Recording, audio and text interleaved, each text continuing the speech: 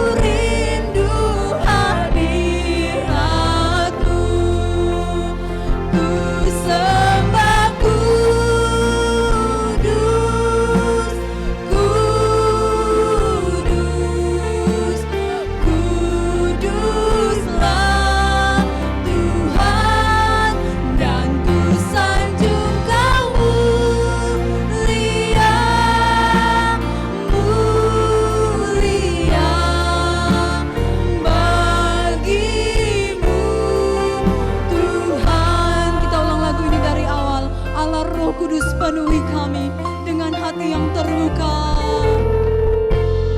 Allah Roh Kudus penuhi kami Tuhan. Penuhi kami. Ku rindu Kau selalu dalam hidupku. Allah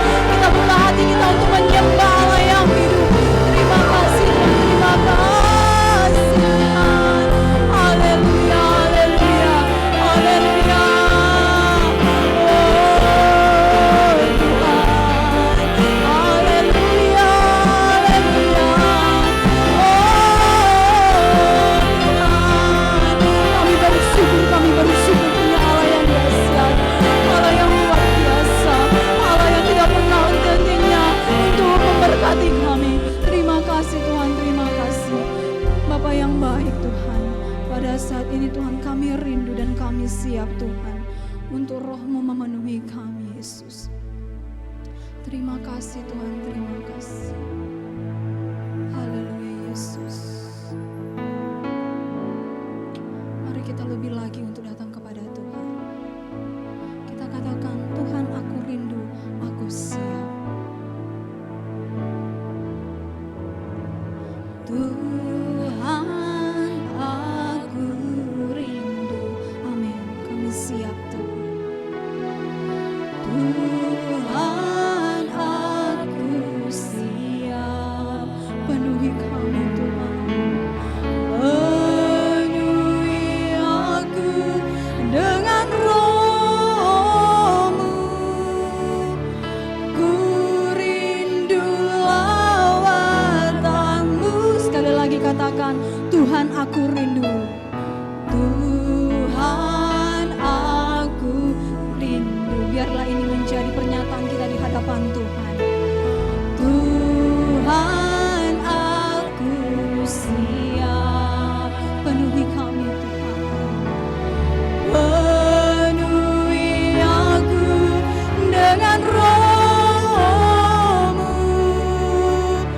Ku rindu lawatan-Mu.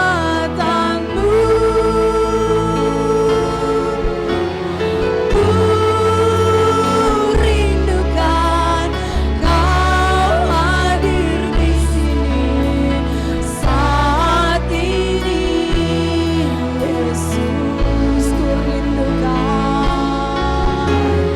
Ku rindukan Roh-Mu mengurapi saat ini.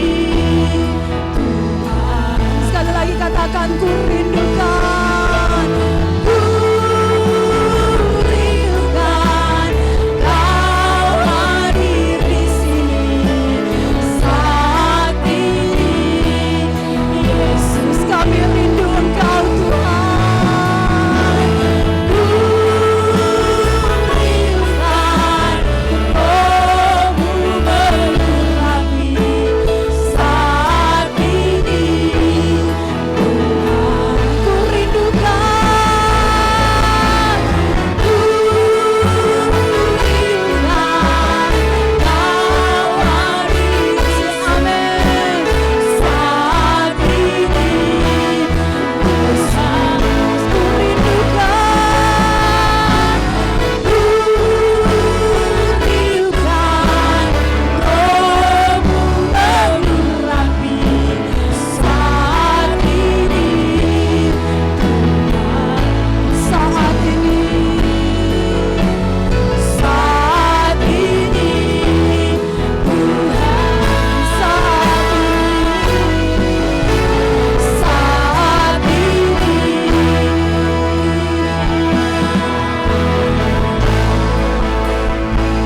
Haleluya, haleluya. Terima kasih Tuhan, terima kasih atas selawatan Tuhan yang sungguh luar biasa. Kami yakin dan percaya Tuhan, dimanapun kami berada, kami merasakan sukacita yang hanya datang daripada Tuhan. Dan saat ini Tuhan kami mau memuji, melompat, memuliakan nama Tuhan. Kiranya Engkau Allah yang bertakhta dalam setiap pujian kami. Di dalam nama Yesus, haleluya, amin. Oke Bapak Ibu, sekali lagi saya mau sapa untuk Bapak Ibu yang ada di rumah. Shalom, apa kabar untuk kita semua? Saya yakin dan percaya bahwa kita semua baik-baik aja, sehat-sehat semua, amin. Oke Bapak Ibu, saat ini kita akan memuji, memuliakan nama Tuhan. Kita yakin dan percaya bahwa kita adalah orang-orang yang mempunyai kuasa, amin. Kita katakan pujian kita, ku diberi kuasa.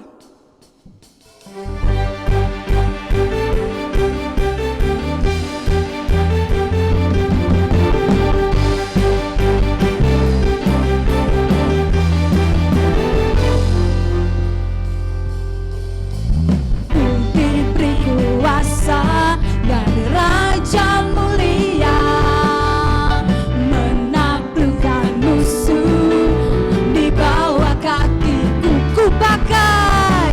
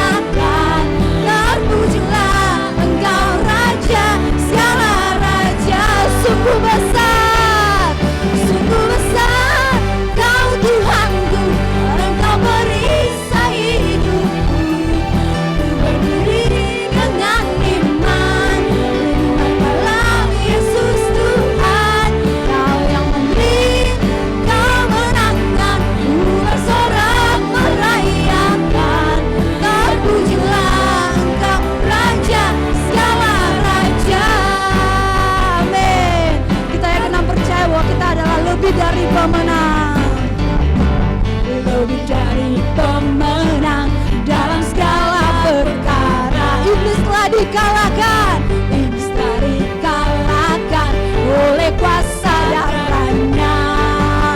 Jika Allah di pihak kita, siapa dapat melawan? Kita lebih dari pemenang. Sama-sama katakan haleluya. Kibarkanlah pancinya, Yesus Raja segala raja. Haleluya, haleluya, amin. Bangkitlah gerejanya, kita lebih dari pemenang. Amin. Kita katakan pujian ini lebih sungguh-sungguh lagi, lebih dari pemenang.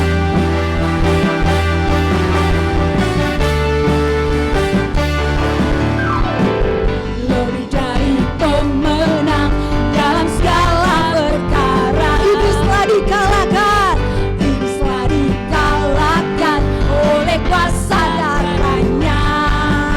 Jika Allah di pihak kita, siapa dapat melawan? Kita lebih dari pemenang. Sama-sama katakan haleluya, amin.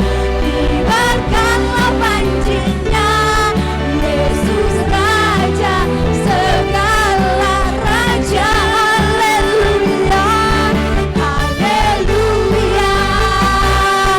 Bangkitlah gerejanya, kita lebih dari pemenang. Kita lebih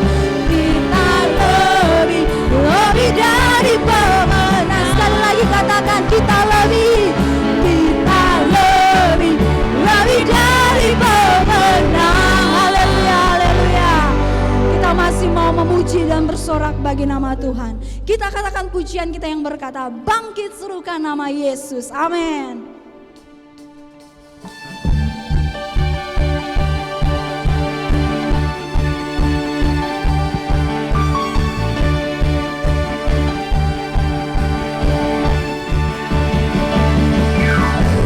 Bangkit, serukan nama, sama-sama katakan Yesus.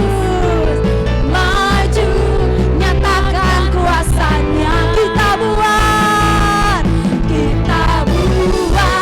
iblis gemetar, kalahkan tipu dayanya dengan kuasa namanya. Sekali lagi katakan bangkit, serukan, bangkit, serukan nama Yesus. Yesus maju, nyatakan kuasanya. Kita buat iblis gemetar, kalahkan tipu dayanya dengan kuasa namanya. Katakan nama Yesus, nama Yesus, menara yang kuat. Nama Yesus, kota benteng yang teguh. Nama Yesus, nama Yesus, kalahkan semua musuh. Nama Yesus di atas segalanya. Lebih semangat lagi katakan nama Yesus, menara yang kuat. Amin. Nama Yesus, kota benteng yang teguh. Nama Yesus, kalahkan semua musuh. Nama Yesus di atas jalannya. Nama Yesus di atas jalannya. Sekali lagi katakan nama Yesus di atas jalannya. Berikan kemuliaan bagi nama Tuhan. Haleluya. Tiba saatnya Bapak Ibu, kita akan mendengarkan kebenaran firman Tuhan Mari kita siapkan hati kita untuk datang kepada Tuhan sebelum kita diisi oleh kebenaran firman Tuhan. Terima kasih Yesus, terima kasih. Sebab Engkau Allah, Roh Allah yang hidup untuk memenuhi setiap kami Yesus, untuk memulihkan setiap kami Bapa. Terima kasih Tuhan, terima kasih. Haleluya.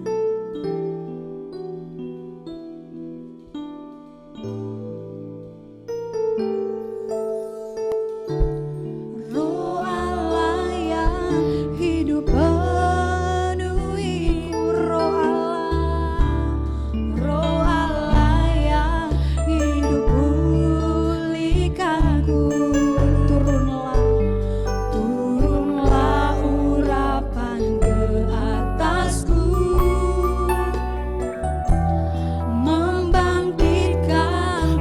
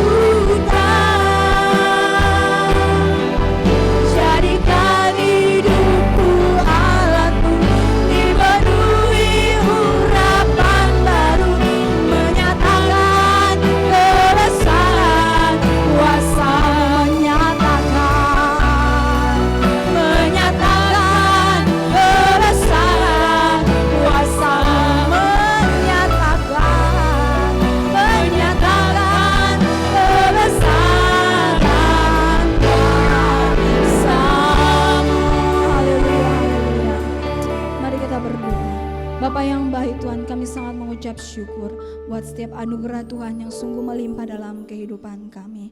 Terima kasih Yesus, terima kasih atas setiap pujian penyembahan kami. Biarlah itu menjadi dupa yang harum di hadapan Tuhan.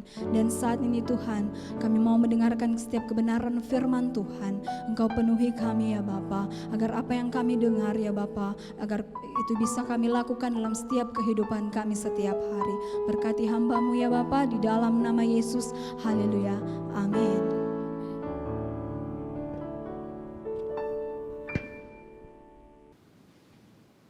Shalom, Bapak Ibu Saudara sekalian dikasih oleh Tuhan. Kembali lagi kita bersyukur hari ini kita berkumpul untuk mendengarkan kebenaran firman Tuhan. Bapak Ibu, tanpa disadari hari Minggu ini merupakan hari Minggu terakhir di bulan Mei, dan kita bersyukur juga kita masih bisa mengikuti ibadah online, dan juga hari ini merupakan hari Pentakosta. Ya, Bapak Ibu yang dikasih oleh Tuhan, saya ingin mengajak kita semua, mengajak Bapak Ibu untuk melihat slide yang saya tampilkan. Bapak Ibu bisa perhatikan. Yang pertama, Bapak Ibu lihat, ya, gambar apakah itu? Ya, itu betul, merupakan gambar makanan khas dari Padang, yaitu rendang. Kalau kita ngomong rendang, itu identik dengan makanan khas dari Sumatera Barat atau dari Padang. Ya sama, Sumatera Barat atau Padang. Dan kalau kita ke rumah makan Padang, ada banyak menu, tetapi salah satu menu andalannya itu rendang. Yang kedua, Bapak Ibu lihat gambar apa? Yang kedua adalah gudeg. Ya, ada yang pernah makan gudeg? Ya, walaupun ada yang bilang gudeg itu manis, ya, gudeg merupakan makanan khas dari daerah Jogja. Tidak ada daerah lain yang mengklaim bahwa gudeg sebagai makanan khasnya. Ya, kita bisa melihat, Bapak Ibu tahu bahwa gudeg merupakan makanan khas dari Jogja. Dan yang ketiga, ya, ada gambarnya Bapak Ibu lihat, bahkan ada lagunya. Hitam kulit, keriting rambut, aku Papua. Ya, penampilan fisik, kulit yang hitam, rambut yang keriting, merupakan penampilan secara fisik daripada orang Papua. Ya, kalau Bapak Ibu pernah ke Papua, atau mungkin pernah lihat di TV atau di video dimanapun, secara fisik tampilan mereka, kulit mereka hitam. Yang kedua, rambut mereka keriting. Nah, dari tiga hal ini kita bisa melihat bahwa kalau suatu ciri khas tidak terlepas atau terikat dengan hal yang mengikuti, seperti rendang itu jadi ciri khas daripada Padang, gudeg ciri khas daripada makanan khas dari Jogja. Ya, penampilan fisik orang Papua yang hitam kulitnya, yang rambutnya keriting, itu ada ciri khas. Walaupun mungkin dari daerah lain, ya, di Indonesia Timur kayak Ambon, Kupang, mungkin ya hampir sama perawakannya, penampilannya, tetapi kalau Bapak Ibu lihat secara sekilas, kita bisa tahu, oh, ini orang Indonesia Timur atau mungkin orang Papua. Beberapa waktu lalu, waktu saya lupa kapan tepatnya, waktu itu saya lagi di luar kota. Saya telepon Bu Irin. Saya bilang, kamu itu kayak negara Jepang, kayak negara Jerman. Maksudnya apa? Ya, kalau Jerman itu suka buat robot, kalau Jepang suka buat mobil, kalau kamu suka buat aku kangen. Nah, itu gombalan saya sama Bu Irin. Ya, nah, saudara yang dikasih Tuhan, sudah menjadi, kita sudah tahu semua bahwa negara Jerman itu suka membuat robot.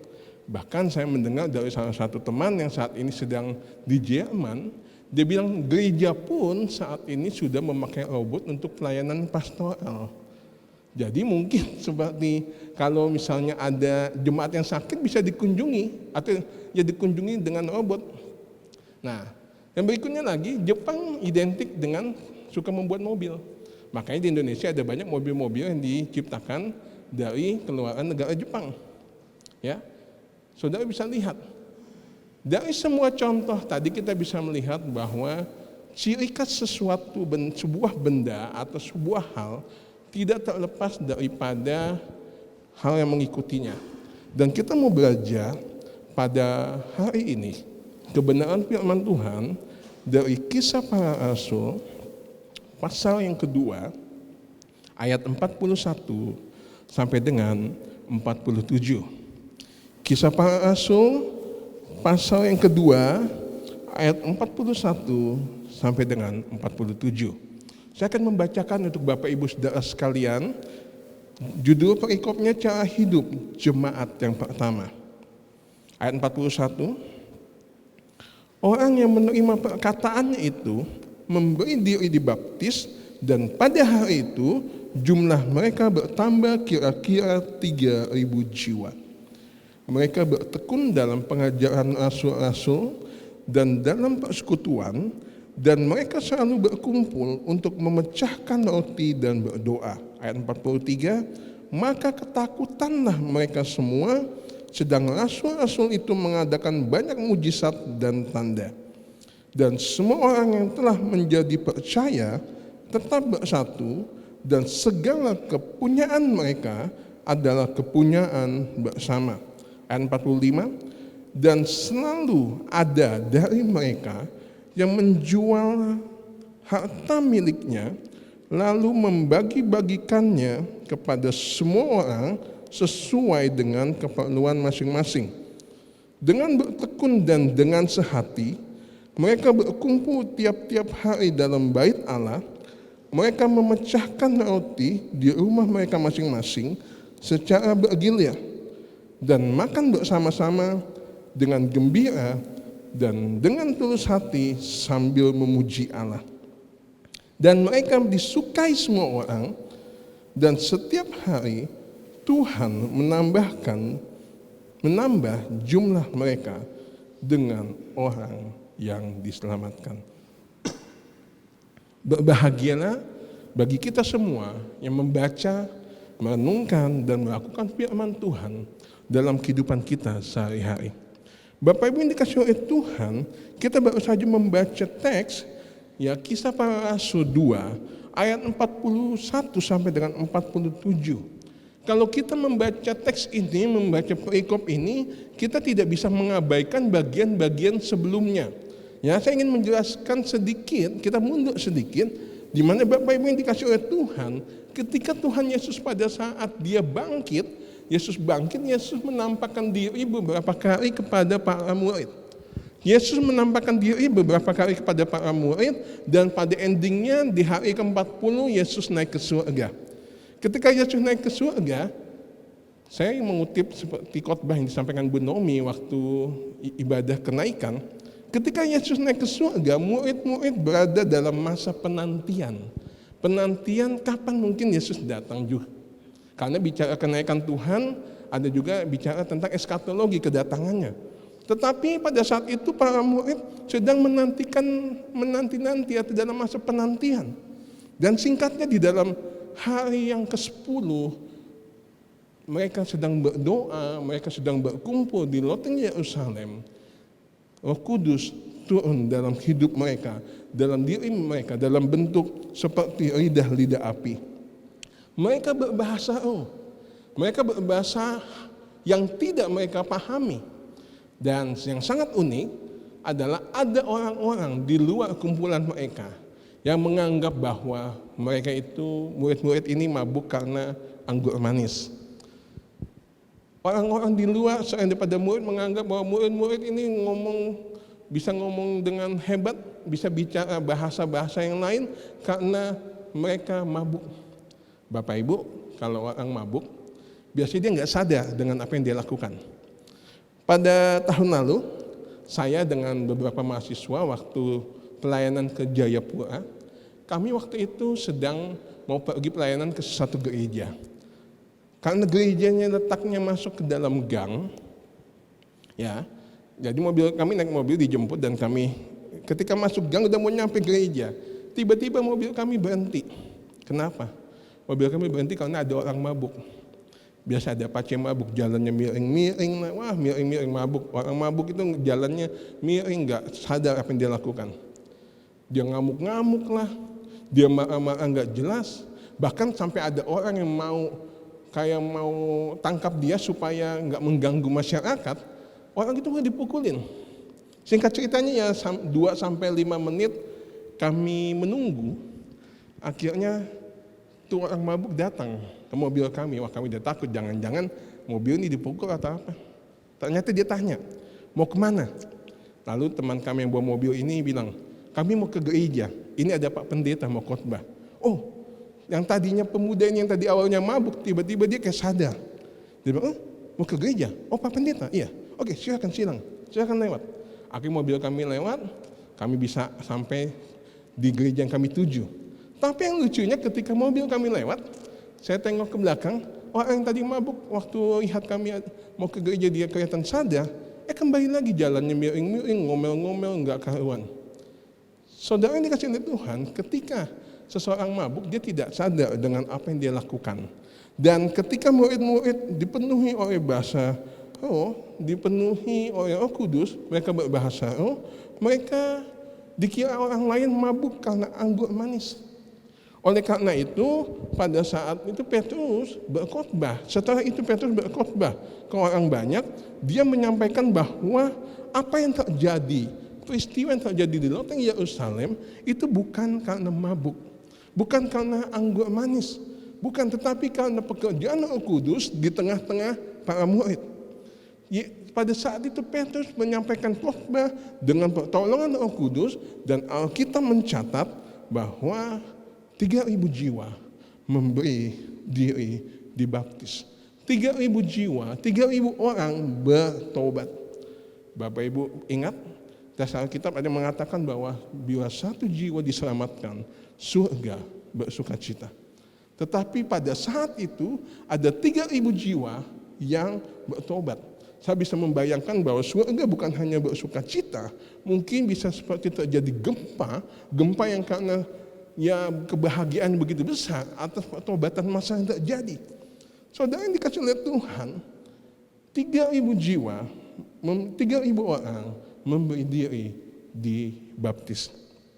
Saudara yang dikasih oleh Tuhan, kita belajar dari jemaat mula-mula, pada akhirnya kita belajar satu hal, bahwa seperti juga saya kaitkan tadi kepada masalah gudeg, masalah rendang, masalah penampilan fisik orang Papua, masalah negara Jerman, tentang juga negara Jepang, semuanya memiliki ciri khas. Pada akhirnya kita bisa melihat jemaat mula-mula juga memiliki ciri khas. Sampai sampai pada akhirnya Alkitab mencatat mereka. Saudara yang dikasih oleh Tuhan, ciri khas jemaat mula-mula adalah mereka memiliki kehidupan yang bisa menjadi teladan. Saya ulangi sekali lagi, jemaat mula-mula memiliki ciri khas di mana memiliki kehidupan yang bisa menjadi kesaksian bagi orang lain. Bapak Ibu yang dikasih oleh Tuhan, coba buka di dalam Kisah Para Rasul 2, ayat yang ke-47, yang bagian B. Di sini dituliskan bahwa dan mereka disukai semua orang. Saya memfokuskan pembacaan kita pada bagian ini, dan mereka disukai semua orang, dan tiap-tiap hari Tuhan menambahkan jumlah mereka dengan orang yang diselamatkan. Bapak Ibu yang dikasih oleh Tuhan, Alkitab mencatat, Alkitab menuliskan bahwa kehidupan jemaat mula-mula mereka disukai orang banyak. Jemaat mula-mula disukai orang pada saat itu. Kenapa bisa disukai? Karena ada kehidupan, ada hal-hal yang berkesan. Biasanya kita suka sama seseorang karena ada hal-hal yang berkesan. Contoh, saudara suka sama Pak Sam. Kenapa? Oh, Pak Sam itu orangnya baik. Pak Sam orangnya lucu. Pak Sam orangnya perhatian. Contohnya seperti itu. Atau mungkin saudara suka sama Bu Naomi. Oh, Bu Naomi kenapa? Oh, ibu gembala yang baik. Perhatian jadi ibu gembala. Jemaat sakit ditanya. Oh, pokoknya orangnya ramah. Ya, karena ada hal yang positif. Ya, karena ada hal yang positif, maka kita punya kesan terhadap sesuatu. Saudara ini dikasih oleh Tuhan, kehidupan jemaat mula-mula, mereka punya kehidupan yang disukai semua orang. Mereka punya kehidupan yang disukai orang. Contohnya apa? Mereka punya sikap kesatuan hati. Penting loh. Di dalam jemaat ada kesatuan hati. Mereka juga punya rasa sikap murah hati dan peduli dengan sesama. Alkitab katakan bahwa mereka menjual harta milik mereka dan memberikan kepada orang yang memerlukan. Ya, kalau saudara membaca teks ini, ya saya tidak mendorong saudara habis setelah dengar khotbah Bapak Ibu jual rumah, jual mobil, jual motor, kasih ke gereja. Tidak. Itu teks ini tidak dipahami langsung secara mentah begitu. Tetapi yang kita mau pelajari adalah bagaimana pentingnya, bagaimana jemaat mula-mula punya rasa peduli, punya rasa perhatian, peka terhadap orang-orang jemaat Tuhan di sekelilingnya. Mereka yang punya berkat lebih, mereka bisa memberikan berkat tersebut kepada yang membutuhkan. Atau juga hal lain yang bisa kita lihat, mereka suka bersekutu dengan Tuhan. Dan juga mereka juga suka bersukacita tulus hati. Saudara, ini kan oleh Tuhan, kehidupan jemaat mula-mula disukai orang. Karena disukai orang, akibatnya apa? Dampaknya apa? Tuhan menambahkan jumlah mereka tiap hari. Artinya apa? Jemaat mula-mula mengalami kebangunan rohani. Artinya ada pertumbuhan, pertobatan pada saat itu. Karena apa? Karena kehidupan jemaat mula-mula bisa menjadi kesaksian. Ada amin? Saudara, ini kasih oleh Tuhan.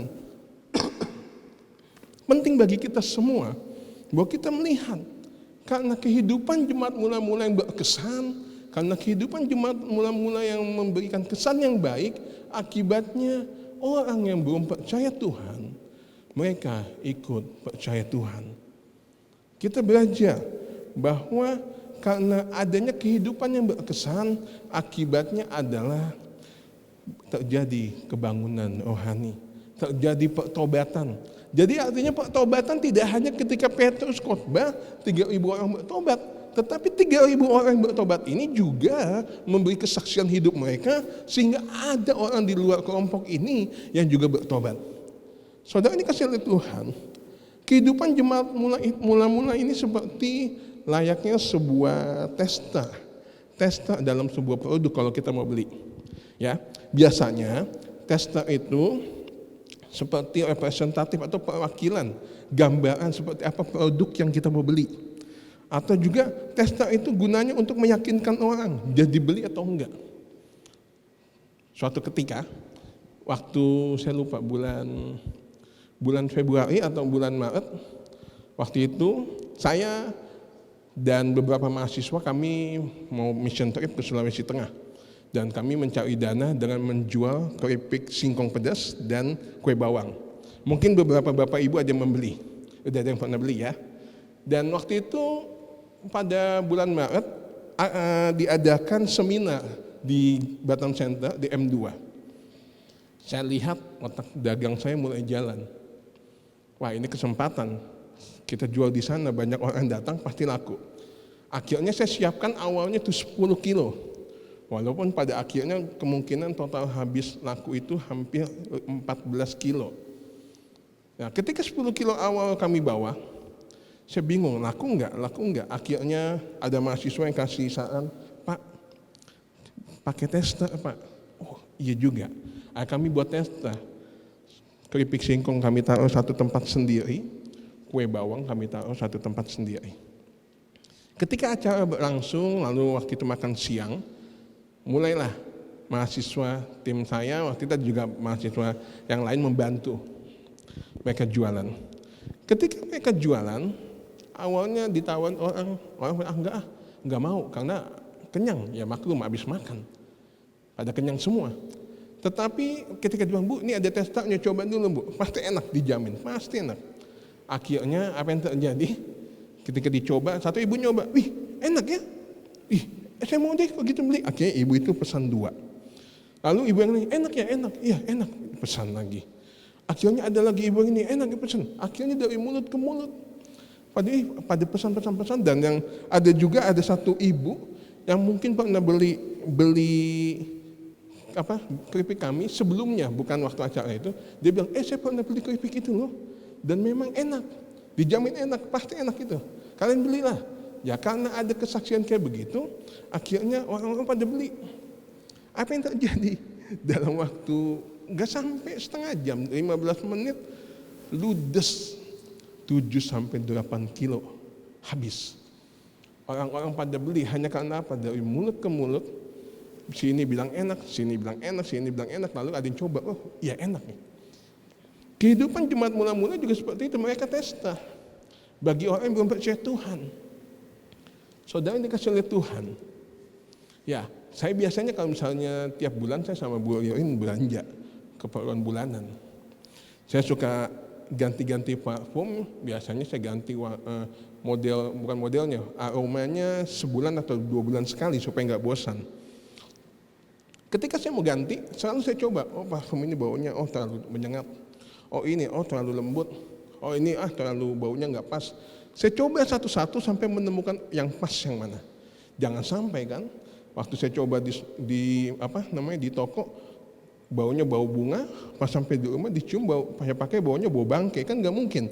Ya makanya supaya nggak salah saya coba dulu. Nah saudara yang dikasih Tuhan, jemaat mula-mula itu seperti ibaratnya tester bagi orang-orang yang belum mengenal Tuhan. Kehidupan mereka yang menarik orang lain sehingga orang lain percaya kepada Tuhan. Ya, karena kehidupan mereka memberikan kesan yang baik sehingga orang lain yang belum mengenal Tuhan, mereka menjadi percaya. Ada amin Bapak Ibu? Saudara ini kasih lihat Tuhan, penting bagi kita semua. Kehidupan jemaat perdana, jemaat mula-mula yang disukai semua orang menyeberangkan sebuah hal bahwa pentingnya bagi kita untuk memperhatikan hidup yang bisa menjadi kesaksian. Saya ulangi sekali lagi, penting bagi kita semua untuk bisa menjaga kehidupan kita supaya bisa menjadi kesaksian. Khususnya bagi mereka yang belum mengenal Tuhan, penting khususnya bagi mereka yang belum mengenal Tuhan untuk bisa melihat kehidupan kita yang menjadi kesaksian. Beberapa tahun yang lalu, saya melihat ada mahasiswa STT IBC yang melakukan penelitian skripsinya. Yang pertama, ada judul topiknya itu figur ayah yang diharapkan oleh remaja. Figur ayah yang diharapkan oleh remaja. Dari remaja yang diwawancarai, ya bisa dibilang 90% lah, 90-95%, mereka menyebutkan bahwa ayah yang mereka harapkan adalah ayah yang bisa menjadi imam. Ayah yang bisa menjadi teladan. Artinya apa? Bagi mereka nggak pusing. Orang tua, bapak mereka mau kerja apa, bapak mereka mau misalnya gajinya berapa, bapak mereka makan apa tiap hari, tetapi yang terpenting bagi setiap remaja adalah gimana bapak mereka, papa mereka, ayah mereka bisa menjadi teladan. Ini tentunya menjadi sebuah menjadi alarm, menjadi pengingat bagi kita semua, khususnya bapak-bapak yang ada di rumah. Menjadi bahwa inilah yang diharapkan anak-anak remaja. Pentingnya untuk seorang bapak menjadi imam, menjadi contoh. Artinya kalau imamnya menjadi contoh yang baik, maka istrinya, anaknya akan mengikuti. Pentingnya seorang bapak untuk menjadi contoh bagi istri dan anak-anaknya. Saudara yang dikasih oleh Tuhan, bapak-bapak, kita perlu belajar bahwa hal ini bukan hal yang main-main. Pentingnya keteladanan seorang kepala keluarga bagi anggota keluarga. Penelitian yang kedua adalah tentang profil pengkhotbah yang disukai jemaat. Ya, profil pengkhotbah yang disukai jemaat. Dari semua wawancara, semua informan di wawancara memberikan jawaban bahwa pengkhotbah yang mereka sukai adalah pengkhotbah yang melakukan apa yang dia khotbahkan. Artinya apa? Jemaat nggak pusing mau khotbah kita cepat atau lama, mau khotbah kita lucu atau enggak, mau model jenis tipe khotbah kita apa, yang jemaat mau adalah setiap pengkhotbah harus menghidupi apa yang dia khotbahkan. Artinya bahwa penting ini menjadi sebuah cambuk, menjadi sebuah teguran bagi kami hamba-hamba Tuhan, atau mungkin bagi kami yang pernah bertugas menyampaikan firman Tuhan di ibadah umum, di komsel atau ibadah yang lain, untuk kami memperhatikan bahwa seorang pengkhotbah yang baik adalah seorang pengkhotbah yang tidak hanya menyampaikan kepada jemaat, tetapi dia juga melakukan untuk dirinya sendiri. Dengan kata lain, pengkhotbah tersebut sudah menghidupi apa yang sudah dia khotbahkan. Firman Tuhan itu seperti pedang bermata dua. Satu sisi untuk orang yang mendengarkan khotbah, satu sisi untuk penyampai khotbah itu sendiri. Artinya apa, saudara? Ini menjadi sebuah pelajaran. Ya, dari dua penelitian ini menjadi sebuah pelajaran bahwa pentingnya setiap orang percaya untuk punya hidup yang bisa menjadi teladan bagi orang lain. Pentingnya bagi kita semua orang percaya, Bapak Ibu yang ada di rumah, dimanapun saudara berada, penting bagi kita sebagai orang Kristen punya hidup yang bisa menjadi kesaksian. Bicara Pentakosta, bicara bagaimana kita menjadi saksi bagi orang yang belum mengenal Tuhan. Seorang tokoh yang bernama Mahatma Gandhi, dia mengatakan bahwa saya suka Kristus Anda, tapi saya tidak suka dengan orang Kristen Anda. Saya suka dengan Kristus Anda, tetapi saya tidak suka dengan orang Kristen Anda. Mahatma Gandhi seorang tokoh yang terkenal. Dia mengagumi bahkan meneladani Tuhan Yesus karena sifat-sifat dan ajarannya. Tetapi di satu sisi Mahatma Gandhi tidak suka dengan orang Kristen. Why? Kenapa? Karena orang Kristen tidak punya hidup seperti Tuhan Yesus. Orang Kristen tidak mencerminkan hidupnya seperti yang Yesus ajarkan. Oleh karena itu Mahatma Gandhi dia hanya suka kepada Tuhan Yesus, tetapi dia tidak suka kepada orang Kristen. Ini menjadi sebuah hal ini, pernyataan ini menjadi sebuah tamparan bagi kita orang percaya bahwa pentingnya hidup kita bisa membawa hal-hal yang menjadi kesaksian. Saudara ini dikasihi Tuhan, penting menjadi Kristen aja nggak cukup, tetapi hidup kita bisa menjadi kesaksian bagi orang yang belum percaya Tuhan. Amin.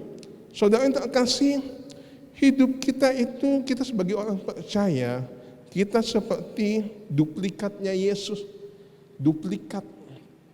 Pernah suatu ketika saya ke pasar aviari, saya waktu itu membuat duplikat kunci pintu kantor. Kenapa?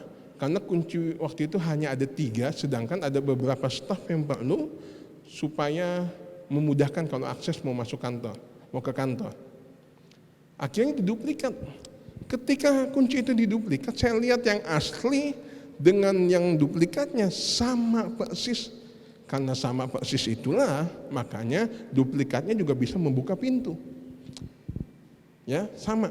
Saudara ini dikasihi Tuhan, kita sebagai orang percaya merupakan duplikat dari Tuhan Yesus. Kita sebagai orang percaya merupakan duplikat dari Tuhan Yesus, di mana kita belajar duplikat bukan dalam secara fisik, tetapi duplikat dalam hal karakter ilahi.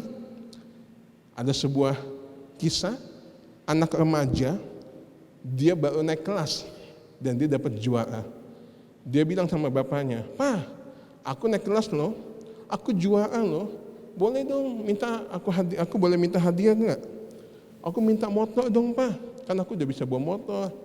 Papanya bilang, "Boleh, Papa akan berikan karena memang sudah waktunya. Tapi bisa enggak sebelum Papa berikan kamu potong rambut dulu Gi. Rambutmu udah panjang banget, udah kayak singa. Panjang banget, dipotongnya." Anak ini mungkin karena suka ngewes, suka ngeles, dia bilang, "Apa? Tuhan Yesus aja rambutnya gondrong kok. Tuhan Yesus aja rambutnya gak dipotong. Gak usah lah aku potong." Dengan santai papanya bilang, "Ya, memang Tuhan Yesus rambutnya gondrong. Dan Tuhan Yesus juga gak pernah naik motor kok. Tuhan Yesus jalan kaki, bapaknya kasih guyonan balas kepada anaknya. Saudara, ini kasih lihat Tuhan, kita adalah duplikatnya Yesus. Artinya bahwa bukan kita duplikat sama secara fisik, tetapi ada karakter ilahi yang ada di dalam kehidupan kita. Saya mau mengajak saudara semua untuk membuka Alkitab kita di dalam 1 Yohanes pasal 1 ayat 1. Saya akan membacakan untuk Bapak Ibu Saudara semua. Apa yang telah ada sejak semula, yang telah kami dengar, yang telah kami lihat dengan mata kami, yang telah kami saksikan, dan yang telah kami raba dengan tangan kami tentang firman hidup, itulah yang kami tuliskan kepada kamu. Saudara, ini kasih lihat Tuhan di dalam 1 Yohanes 1 ayat 1 dituliskan bahwa apa yang ada sejak semula tentang firman Allah, yaitu tentang firman yang hidup tentang Kristus. Artinya kita bisa melihat, kita belajar ada 4 hal, ada 4 cara bagaimana seseorang bisa percaya kepada Tuhan. Yang pertama, karena melihat, karena mendengar, karena disaksikan, yang terakhir karena diraba. Mungkin seseorang bisa melihat, bisa percaya Tuhan karena dia melihat. Melihat apa? Mungkin dia nonton film Tuhan Yesus, mungkin dia nonton film Passion of the Christ, mungkin dia nonton film-film kehidupan Tuhan Yesus atau sebagainya. Atau dia melihat gambar-gambar Tuhan Yesus dan sebagainya. Mungkin seseorang bisa percaya kepada Tuhan melalui mendengar. Ya, ada orang yang percaya ketika dia mendengar lagu-lagu gereja. Ada orang yang dijamah Tuhan ketika mendengarkan khotbah dan sebagainya. Atau juga orang bisa percaya karena apa? Kesaksian. Ada orang yang menyaksikan kebaikan Tuhan. Ada orang menceritakan bagaimana perbuatan Tuhan dalam hidupnya. Tetapi tidak kalah penting yang keempat, bahwa orang percaya karena dia bisa meraba lewat kehidupan kita. Artinya meraba di sini ada bisa merasakan, ya. Kayak contohnya misalnya mata saya ditutup, misalnya ada orang di sebelah saya, misalnya saya pegang mukanya, dengan saya memegangnya tahu, oh ini hidung, oh ini mulut, ini telinga. Udah tahu dengan tempat yang normal, penempatan yang normal ini panca indera, kita tahu, oh ini hidung. Nggak mungkin dia punya kuping di sini, nggak mungkin mulutnya di sini, ya. Dengan orang meraba tahu, oh ini, oh hidung, ya, oh hidungnya pesek atau gede kayak konde, atau ini mulutnya bibirnya, oh doya, atau kupingnya, oh ini caplang, lebar. Nah, bagaimana bisa tahu? Karena dipegang. Nah, bicara kekristenan kita bukan hanya bisa dilihat, bukan hanya bisa didengar, bukan hanya bisa disaksikan, tetapi kekristenan kita, kehidupan kita sebagai orang Kristen bisa diraba. Artinya diraba bisa dirasakan. Artinya bahwa kehidupan kita, kemanapun kita berada, hidup kita selalu membawa kehadiran Tuhan. Orang bisa merasakan kehadiran Tuhan dalam hidup kita. Bapak Ibu, ini kasih oleh Tuhan. Karena itu kalau saya mau menyinggung, status kita sebagai orang Kristen sebetulnya bukan sekedar agama. Kekristenan kita bukan sekedar di KTP kita agama Kristen, atau di dokumen-dokumen lain kita agama Kristen. Bukan. Tetapi bicara kekristenan bukan sekedar agama. Bicara kekristenan bicara tentang relationship, bicara hubungan. Hubungan kita dengan Tuhan. Artinya kemanapun kita berada, selama kita masih hidup, kita terkoneksi dengan Tuhan.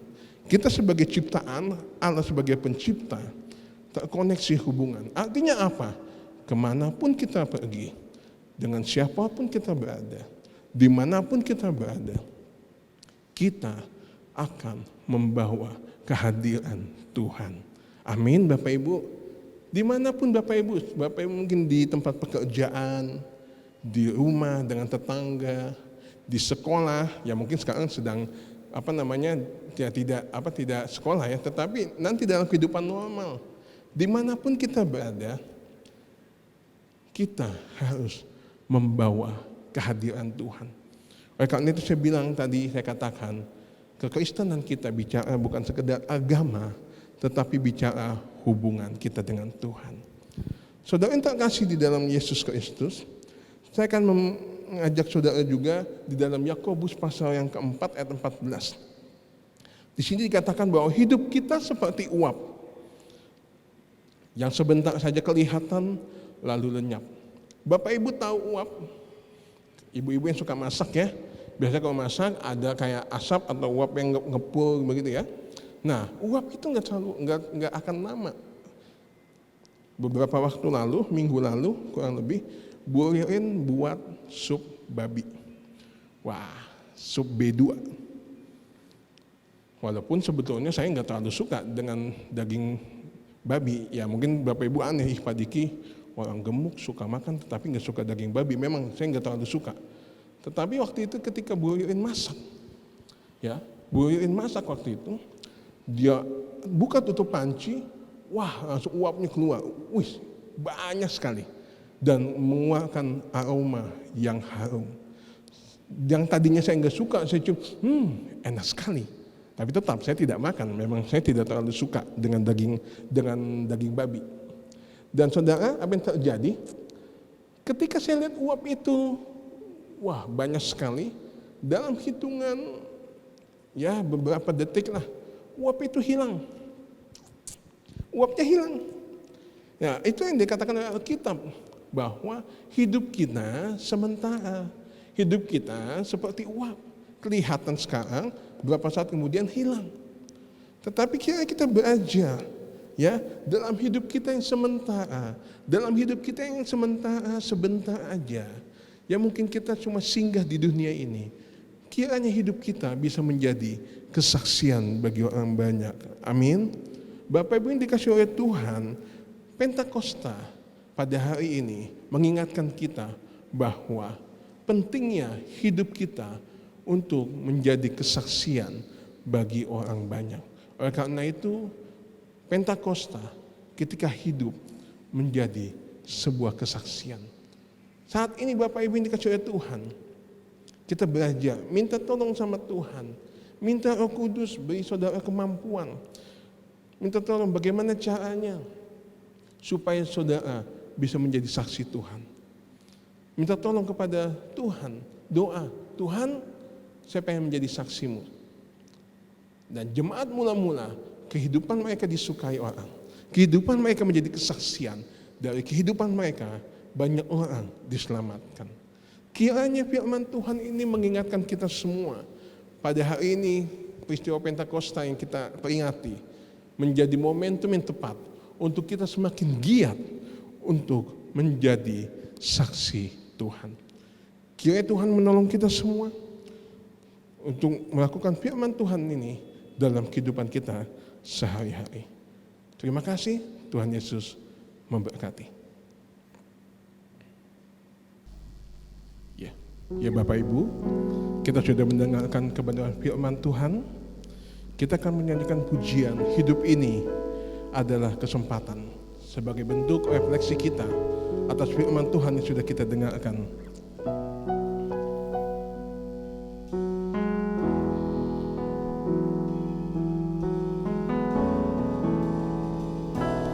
Hidup ini adalah kesempatan. Hidup ini untuk melayani Tuhan. Jangan sia-siakan hidup yang Tuhan beri. Hidup ini hanya sekali lagi, hidup ini adalah kesempatan. Hidup ini adalah kesempatan. Hidup ini untuk melayani Tuhan. Jangan sia-siakan hidup yang Tuhan beri. Hidup ini hanya sementara. Oh Tuhan, oh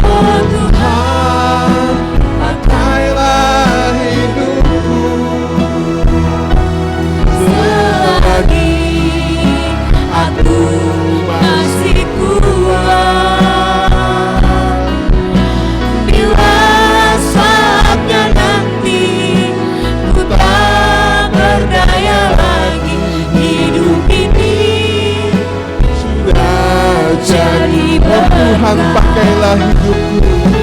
Oh Tuhan, Pakailah hidupku. selagi aku masih kuat, bila saatnya nanti ku tak berdaya lagi, hidup ini sudah jadi berkat. Musik bermain dengan setengah suara, dan Bapak Ibu yang ada di rumah bisa menundukkan kepala untuk kita meresponi firman Tuhan. Saudara yang terkasih, bicara Pentakosta, bicara kehidupan kita harus menjadi kesaksian. Kita belajar dari kehidupan jemaat mula-mula bahwa pentingnya kehidupan kita untuk bisa menjadi teladan, menjadi kesaksian bagi orang banyak. Jemaat mula-mula dari kehidupan mereka bisa menjadi testa, menjadi kesaksian bagi orang-orang yang belum mengenal Tuhan. Alkitab mengatakan bahwa tiap-tiap hari jumlah mereka, Tuhan menambahkan jumlah mereka yang diselamatkan. Bapak Ibu yang dikasihi oleh Tuhan, firman Tuhan mengingatkan kita betapa pentingnya kehidupan kita untuk bisa menjadi kesaksian bagi orang lain. Kehidupan kita untuk menjadi inspirasi, untuk menjadi berkat. Kehidupan kita membawa kehadiran Tuhan. Pentakosta, hari ini adalah hari Pentakosta. Mari kita minta doa kepada Tuhan. Kiranya Roh Kudus memberikan Bapak Ibu Saudara sekalian, memberikan kemampuan untuk punya hidup yang bisa menjadi kesaksian. Jika memang itu doa Bapak Ibu Saudara sekalian, mari angkat tanganmu di hadapan Tuhan. Doakan, Tuhan, saya rindu hidup saya mau menjadi berkat. Saya rindu hidup saya mau menjadi kesaksian bagi orang lain. Saya rindu melalui kehidupan saya banyak orang yang belum mengenal Tuhan bisa diselamatkan. Jika itu doamu, naikkan doamu kepada Tuhan. Haleluya, haleluya. Pujian ini mengingatkan kita juga bahwa selama hidup kita berjalan, hidup kita harus menjadi berkat. Karena hidup ini adalah kesempatan. Haleluya, haleluya. Haleluya. Mari kita nyanyikan pujian ini. Oh Tuhan, oh Tuhan, pakailah hidupku. Selagi aku masih kuat, bila saatnya nanti ku tak berdaya lagi, hidup ini sudah Oh jadi Tuhan, pakailah hidupku. Oh Tuhan, pakailah hidupku. selagi aku masih kuat, bila saatnya nanti ku tak berdaya lagi, hidup ini sudah jadi Bila saatnya nanti, bila saatnya nanti ku tak berdaya lagi, hidup ini sudah sekali jadi lagi katakan dengan kerinduan, bila saatnya nanti. bila saatnya nanti ku tak berdaya lagi, hidup ini sudah jadi berkat. Mari Bapak Ibu Saudara sekalian yang dikasih oleh Tuhan, kita bersatu di dalam doa. Bapa di surga, terima kasih untuk kebenaran firman-Mu, di mana kami berdoa untuk setiap jemaat-jemaat Tuhan yang berada di rumah atau dimanapun mereka berada saat ini. Kiranya setiap jemaat Tuhan yang punya kerinduan untuk kehidupannya bisa menjadi kesaksian.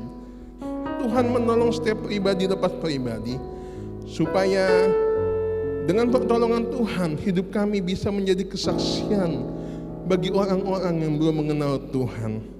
Tuhan mampukan sidang Jumat-Mu, Tuhan mampukan kami semua Sebab kami percaya Tuhan, sudah waktunya kami bisa bersaksi bagi orang-orang yang belum mengenal Tuhan. Terima kasih untuk kebenaran firman-Mu Tuhan. Dan saat ini kami sebelum mengakhiri ibadah kami mau menaikkan pokok-pokok doa kami Tuhan. Kami berdoa yang pertama untuk jemaat GSJA Bethesda dan Anugerah. Kiranya Tuhan senantiasa memberkati dan melindungi setiap jemaat Tuhan dimanapun mereka berada. Setiap pribadi lepas pribadi yang sakit, kiranya Tuhan menyembuhkan. Tuhan menyembuhkan segala sakit penyakit yang ada, segala kelemahan tubuh. Kami percaya mujizat Tuhan dinyatakan dan kesembuhan Tuhan dinyatakan dalam kehidupan setiap jemaat-Mu. Kami berdoa juga Tuhan yang saat ini dalam kesulitan ekonomi akibat daripada situasi pandemi COVID. Kiranya Tuhan juga senantiasa menjadi Allah pemelihara, Allah yang mencukupkan segala kebutuhan sidang jemaat Tuhan. Kami berdoa Tuhan dalam situasi-situasi yang sulit ini, ajar kami semua untuk tetap berharap dan mengandalkan Tuhan. Kami tidak juga lupa berdoa untuk hamba-hamba Tuhan yang melayani di gereja-gereja perintisan yang ada di Tanjung Pinang, yang ada di Lobam, yang ada di Karimun, yang ada di Pekanbaru, yang ada di Kalimantan Barat, Kalimantan Timur, yang ada di Jogja, yang ada di Toraja. Juga Tuhan memberkati hamba-hamba-Mu ini dan juga sidang jemaat yang mereka layani. Kiranya Tuhan dalam situasi COVID-19 ini, dalam situasi pandemi ini, hamba-hamba-Mu ini bisa tetap sungguh-sungguh, bisa tetap bergairah, bersemangat untuk melayani Tuhan. Dan juga sidang jemaat yang dilayaninya bisa tetap setia dalam mengikuti Tuhan. Kami berdoa Tuhan menyerahkan juga Presiden Republik Indonesia Pak Jokowi dan juga Pak Wakil Presiden. Kami menyerahkan sepenuhnya pemerintah tertinggi sampai yang terendah ke dalam tangan Tuhan dalam segala strategi kebijakan yang mereka ambil dalam menangani situasi pandemi ini. Tuhan, kiranya setiap keputusan-keputusan yang diambil dapat Tuhan tolong, dapat mempercepat, memutus penyebaran virus COVID yang ada di Indonesia. Kami berdoa Tuhan menyerahkan sepenuhnya juga Provinsi Kepri dan juga Kota Batam ke dalam tangan Tuhan. Kiranya semua jalan dalam perlindungan Tuhan, dalam aman sentosa. Dan juga Tuhan memberkati gubernur, PLT yang ada dan juga Pak Wali Kota dan Wakil Wali Kota Batam. Tuhan memberkati mereka dalam mengatasi, dalam menyusun setiap strategi dan juga dalam menyiasati situasi yang terjadi saat ini. Tuhan berikan hikmat, kebijaksanaan kepada pemimpin-pemimpin kami. Dan kami juga berdoa Tuhan, kiranya Engkau senantiasa menolong juga kami semua yang ada di Kota Batam. Juga Tuhan senantiasa dalam situasi sulit ini kami terus untuk bisa menjaga diri, untuk bisa mengikuti aturan pemerintah, untuk kami tetap tinggal di rumah melakukan aktivitas kami. Terima kasih Tuhan, kami juga berdoa menyerahkan sepenuhnya untuk pasien COVID yang saat ini sedang terpapar. Tuhan senantiasa menjamah dan menyembuhkan. Tuhan, kami bersyukur untuk setiap angka pertumbuhan yang terus bertambah. Kami bersyukur untuk hal ini dan kami berdoa supaya Tuhan terus bekerja dalam setiap pasien-pasien yang terpapar supaya kesembuhan terus terjadi. Dan kami berdoa juga Tuhan untuk tenaga kesehatan, baik itu dokter, perawat, semua pihak yang terlibat dalam proses penanganan COVID ini. Tuhan, kami berdoa kiranya Engkau senantiasa memberikan hikmat, memberikan semangat, sukacita, memberikan mereka fokus sehingga mereka dapat melakukan tanggung jawab mereka dengan baik. Dan juga Tuhan berikan mereka kesehatan dan kekuatan sehingga dalam melakukan tanggung jawab mereka juga bisa menjadi perpanjangan tangan Tuhan untuk menolong setiap pasien COVID yang ada. Kami berdoa juga menyerahkan para ilmuwan yang ada Tuhan, supaya senantiasa Tuhan menolong setiap anak-anak Tuhan supaya mereka bisa menemukan vaksin atas virus COVID ini Tuhan. Sehingga kami berdoa melalui tenaga-tenaga ilmuwan yang ada, ilmu COVID, vaksin daripada virus COVID ini Tuhan bisa ditemukan. Terima kasih Tuhan, terima kasih. Kami akan mengakhiri ibadah kami dan sepanjang minggu ini kami serahkan kehidupan kami ke dalam tangan Tuhan. Kiranya dalam segala aktivitas kami, apa yang kami kerjakan, apa yang kami lakukan, tangan Tuhan menyertai kami. Terima kasih Tuhan, terima kasih, kami bersyukur. Mari Bapak Ibu Saudara sekalian, kita mengangkat tangan kita untuk menerima berkatan daripada Tuhan. Tuhan memberkati engkau dan melindungi engkau. Tuhan menyinari engkau dengan wajahnya dan memberi kepadamu kasih karunia. Tuhan menghadapkan wajahnya kepadamu dan memberi engkau damai sejahtera. Terimalah berkat daripada Allah Bapa, cinta kasih daripada Tuhan Yesus Kristus, dalam persekutuan yang manis dengan Roh Kudus, senantiasa menyertai kita mulai siang hari ini sampai Tuhan Yesus datang kali yang kedua. Mari semua kita diberkati Tuhan. Dengan iman kita menyanyikan lagu Kau Allah yang besar, ajaib dan mulia. Kau Allah yang besar, ajaib dan mulia. Kau Yesus yang selalu membuat terpesona. Segala pujian bagimu ya Tuhan. Hanya Kau yang layak dihakimi. Hanya Kau yang layak. Hanya Kau yang layak diagungkan. Hanya Kau yang layak diagungkan. Hanya Kau yang layak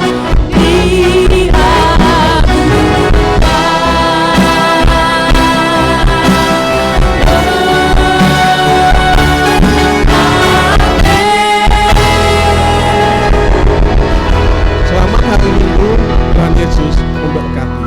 Shalom.